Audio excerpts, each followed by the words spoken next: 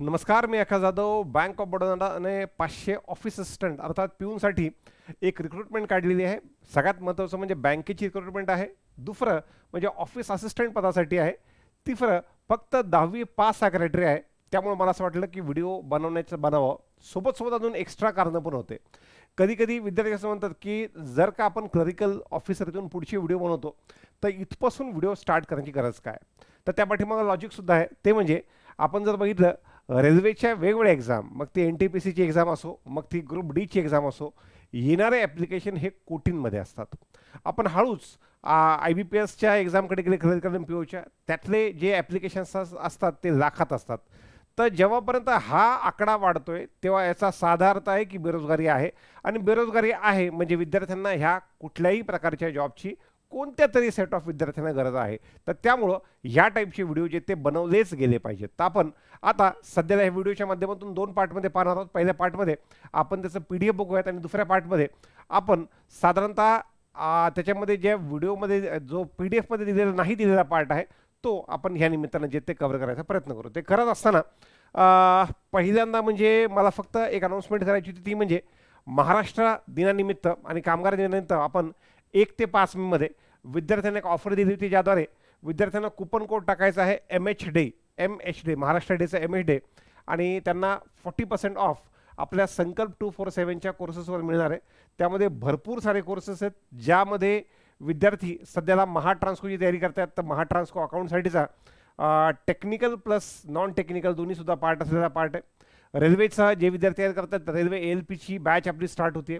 सोबत SSC CGLची online offline दोन्ही स्टार्ट होते. पण ऑनलाईन बॅचवर तुम्हाला 40% ऑफ जो तो मिळून जाईल. त्याशिवाय क्वांट, रिझनिंग, इंग्लिशच्या आपल्या बॅचेस आहेत. बँकिंग प्राईमची बॅच आहे. त्याशिवाय भरपूर बॅचेस संकल्प 247वर आहेत. तुम्ही ज्याही बॅचमध्ये इंटरेस्टेड असाल त्या ठिकाणी MH डे हा कुपन कोड टाकून तुम्ही साधारणतः ते डिस्काउंट जे ते प्राप्त करू शकतात. हा झाला पहिला टप्पा. सोबत आपण एक ऑफलाईन बॅच तेजस 7.0 स्टार्ट करतोय 5 मे 2025 पासून. तर जे विद्यार्थी साधारणतः ऑफलाईन संभाजीनगर इथे येऊन बँक एक्झामची तयारी करू इच्छित आहेत, ही त्यांच्यासाठीची एक चांगली संधी आहे. एकच मिनिट, ह्यामध्ये काही पार्ट मला वाटतं मी PDF घ्यायचं विसरलो होतो, तर तेवढं PDF ॲड करून घेतो आणि मग आपला आजचा पार्ट जो तो पुढे कंटिन्यू करतो. ही ती PDF आहे. PDF मधला जो महत्त्वाचा पार्ट तो मी बोर्ड केलेला आहे. सर, हा परमनंट जॉब आहे की कसं आहे? कारण की बँकांमध्ये आम्ही सबस्टाफ पाहतो, तो सबस्टाफ जास्त करून हा टेम्पररी बेसिसवर असतो. पण इथं recruitment of office assistant on regular basis. तर तुम्ही डे 1 पासून रेग्युलर बेसिसवरचे आहात. तुम्हाला कसलंही टिपिकली आपण पाहतो राज्य शासनाचे शिक्षण सेवक पद असतं तर पहिले 3 वर्ष कमी पगार असतो, असं काहीच नाही आहे. डे 1 पासून तुमचा पगार चालू होईल आणि हा परमनंट जॉब आहे, कसलाही कॉन्ट्रॅक्च्युअल जॉब नाही. त्यानंतर ॲप्लिकेशन जे आहेत ते 3 मे ते 23 मे या दरम्यान ॲप्लिकेशन करायचं आहे. स्टेट वाईज वेकन्सीचा कोटा त्यांनी दिलेला आहे. तुम्ही कुठल्याही स्टेटमधून अप्लाय करू शकतात, प्रोव्हाइडेड त्या स्टेटची LPT लँग्वेज प्रोफिशियन्सी टेस्ट तुम्ही पास केलं पाहिजे. साधारणतः 500 जागांपैकी महाराष्ट्रासाठी 29 जागा आहेत. त्यानंतर आपल्या आसपासच्या राज्यांमध्ये गुजरातमध्ये 80 जागा आहेत, ज्या सेकंड हायेस्ट आहेत. त्याशिवाय छत्तीसगड 12, आंध्र प्रदेश 22, गोव्यासाठी 3 वेकन्सीज आहेत. त्याच्यानंतर तेलंगणा 13 वेकन्सीज आहेत. या पद्धतीनं वेकन्सीज ज्या आहेत मध्य प्रदेश 16 आणि कर्नाटका 31. तर ऑब्व्हियसली महाराष्ट्राच्या 29 जागांपेक्षा कर्नाटकाच्या 31 जागांसाठी कट ऑफ कमी लागेल. महाराष्ट्राच्या 29 जागांपेक्षा गुजरातच्या 80 जागांसाठी कट ऑफ कमी लागेल, प्रोव्हाइडेड तुम्हाला तिथली लँग्वेज प्रोफिशियन्सी टेस्ट पास करता आली पाहिजे. त्यामुळं इथून अप्लाय करा, तिथून अप्लाय करा, ह्या सांगण्यात का मी काही मोठा नाही आहे. पण मी निश्चित कट ऑफबद्दल कुठून कमी लागेल कुठून जास्त लागेल हे तर व्यवस्थितपणे आपल्याला प्रेडिक्ट करता येतच. त्या दिशेने विद्यार्थ्यांना फायदाही झालेला आहे. पण इन केस एखादा विद्यार्थी जे आजपर्यंत नाही झालं, LPT वगैरे फेल झाला, तर अशा विद्यार्थ्यांची आगपाखड जी ती व्हिडिओ कोणी बघितला आणि कोणी सांगितलं तिथपर्यंत. जर त्याच्या पाठीमागे 1000 स्टोरीज असतील तर त्या 1000च्या 1000 स्टोरी म्हणतील की मी रिस्क घेतली आणि मी ते काम केलं, मी तिथून सिलेक्ट झालो. पण एखादा समजा त्यापैकी कुणी अनसक्सेसफुल असेल तर पटकन माणसाचा मानवी स्वभाव की तो पटकन दुसऱ्याला बोट दाखवतो. त्यामुळं ह्या ठिकाणी अप्लाय करत असताना तुम्ही तुमच्या हिशोबानं महाराष्ट्र 29, गुजरातच्या वेकन्सीज आहेत 80, त्यानंतर कर्नाटक 31, तेलंगणा 13, त्यानंतर मध्य प्रदेश 16 या हिशोबाने तुम्ही बघू शकतात. बाकी प्रत्येक राज्याला लँग्वेज, आंध्राने तेलंगणाला तेलुगू आहे.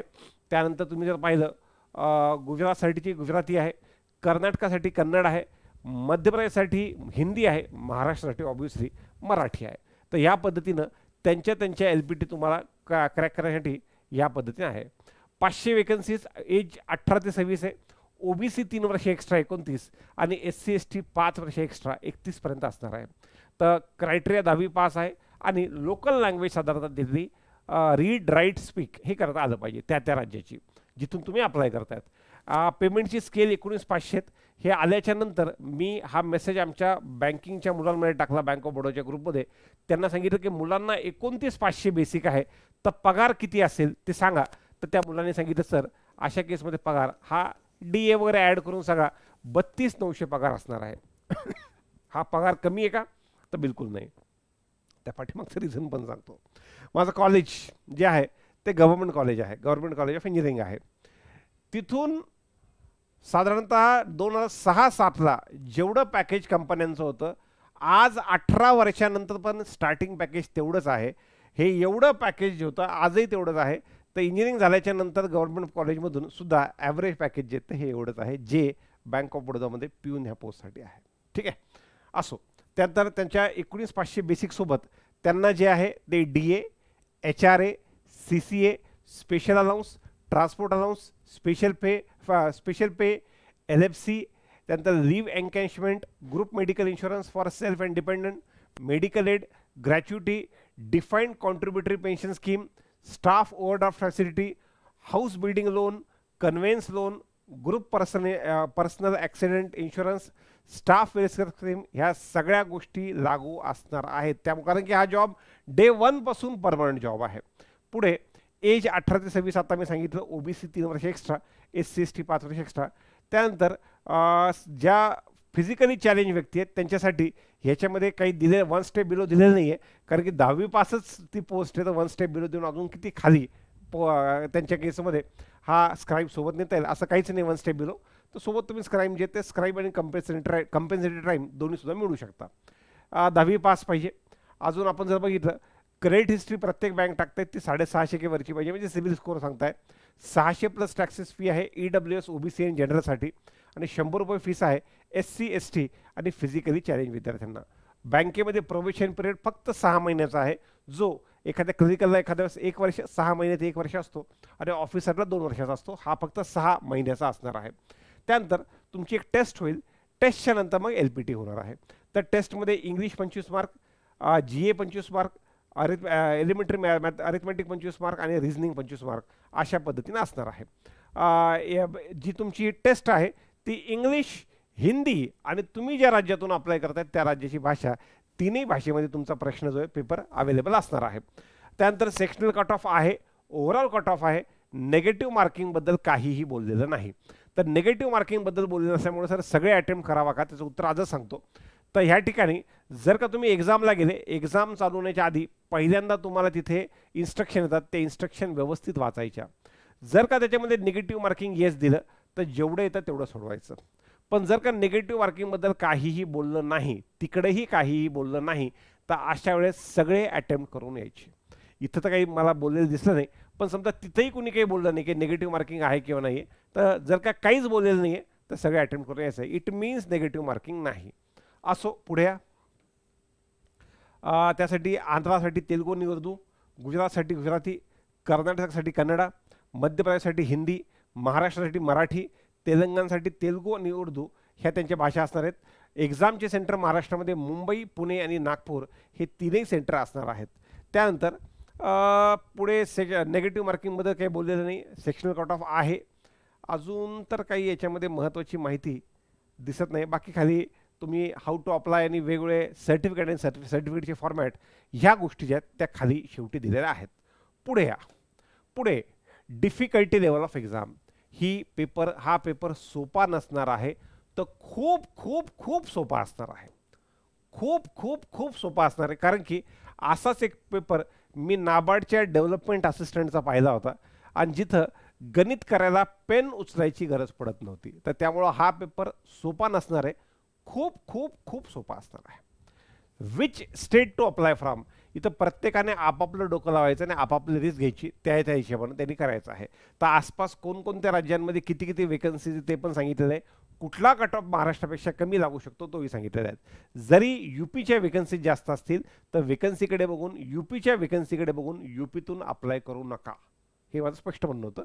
इकडे आसपासचे जे स्टेट सांगितले त्यापैकी तुम्ही कुठेही ती रिस्क घेते घेऊ शकतात. Sir, is it worth applying? तर सगळ्यात महत्त्वाचं सध्याची आसपासची परिस्थिती पाहता आणि जॉबचं मार्केट पाहता तुमच्यापैकी भरपूर ग्रॅज्युएट मुलं असतील जो हा विचार करत असतील. पण होतं कसं की ज्यावेळेस ह्या आलेल्या डेटाचं बँक ॲनालिसिस करते त्यावेळेस बँक पाहते यार 10वी लेवलची पोस्ट आहे, पण इथं ग्रॅज्युएट लोकांनी अप्लाय केलं आहे, या पोस्टसाठी इंजिनियरनं अप्लाय केलेलं आहे, या पोस्टसाठी एमटेक लोकांनी अप्लाय केलेलं आहे, कारण की सध्याची ती मार्केटमधील विदारक परिस्थिती आहे, त्याला कोणी नाकारू शकत नाही. त्यामुळं आपल्याला जॉबची किती आवश्यकता आहे त्या बेसिसवर पाहावं. लोक मला काय म्हणतील हे पहिल्यांदा काढून टाका, मुलांनी सुद्धा आणि मुलींनी सुद्धा, की मी जर अप्लाय केलं तर लोक मला काय म्हणतील. पहिल्यांदा 2 किंवा 3 वर्षापेक्षा जास्त वेळ तुमचा झालेला आहे आणि तुमचा निकाल येत नाही आहे. पहिल्यांदा तुम्ही पहिल्यांदा अप्लाय केलं पाहिजे का, तर निकाल येत नाही आहेत. दुसरी गोष्ट, जे फ्रेशर मुलं आहेत ज्यांनी आत्ता तयारी चालू केली किंवा 1-2 वर्ष झालेले आहेत, आता एकदम सोप्या टाईपची परीक्षा देण्याची एकदम चांगली संधी तुम्हाला आहे, त्यामुळे तुम्ही अप्लाय केलं पाहिजे. एक मोठा वर्ग या परीक्षेतून मुकणार आहे, कारण की एज लिमिट ही फक्त 26 पर्यंत आहे. त्यामुळं ज्या ज्या लोकांची एज लिमिट बसते तुमची समजून घ्या की तुमची कॉम्पिटिशन ऑलरेडी 30% कमी झालेली आहे. ठीक आहे. त्यानंतर सॅलरी मी सांगितलं 32 आहे. प्रमोशनबद्दल मला एक महत्त्वाची गोष्ट सांगायची होती की मी ज्या वेळेला IMA मध्ये होतो, ICICI मणिपाल अकॅडमीमध्ये होतो बँगलोरला, आधी ती हैदराबादला होती, तर तिथे आम्हाला एक SBIचे DGM होते शिकवायला. तिथे बऱ्यापैकी बँकेचे रिटायर्ड जे मोठ्या लेवलचा स्टाफ आहे तो असायचा. तर त्यांनी आम्हाला एक स्टोरी सांगितली होती की आंध्रा बँकेमध्ये, जी आता युनियन बँकेमध्ये मर्ज झालेली आहे, आंध्रा बँकेमध्ये एकदा एक असाच सबस्टाफ त्या बँकेचा ED झाला होता. आंध्रा बँकेचा असाच एक सबस्टाफ पिऊन हा त्या बँकेचा एक्झिक्युटिव्ह डायरेक्टर झाला होता. मला पुन्हा सांगायचं आहे, तुम्ही कुठून चालू करतायत हे मॅटर करत नाही, तुम्ही कुठं जाऊन ती पोस्ट नेतायत ती गोष्ट मॅटर करते. त्यामुळं आज अप्लाय करताना जर तुम्हाला जॉबची आवश्यकता आहे, अशा वेळेला क्या कहेंगे लोग हा वाला पार्ट साईडला ठेवायचा आणि आपला अप्लाय करून आपापला अभ्यास चालू ठेवायचा. ठीक आहे. तर त्यामुळं सर हे प्रमोशन करून तुम्ही जसं म्हणतात एक्झिक्युटिव्ह डायरेक्टरपर्यंत ते सर गेले होते, तर ते जाण्यासाठी काय करता येईल. तर जर का त्यासोबत तुमचं ग्रॅज्युएशन झालं असेल किंवा 12वी झाली असेल, पटकन तुम्ही सोबत ग्रॅज्युएशन कंप्लीट करून घ्याल. ग्रॅज्युएशन झाल्याच्या नंतर तुम्ही साईड बाय साईड जर JIB CIB केलं आणि तुम्ही लोकेशन प्रेफरन्स मनातून काढून टाकलं की मला जिथं कुठं जॉब मिळेल मी तो करेल, तर बँकेमध्ये मग बँके एवढी संधी मग बाकी कुठं नाही आहे.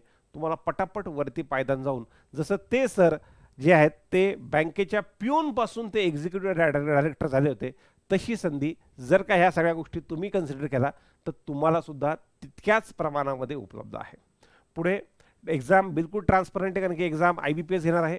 एक्झामची एक्सपेक्टेड एक्झाम डेट अजून तरी माझ्यापर्यंत नाही आहे, पण आलं की ते मी व्हिडिओच्या माध्यमातून जे ते तुम्हाला कळवतो.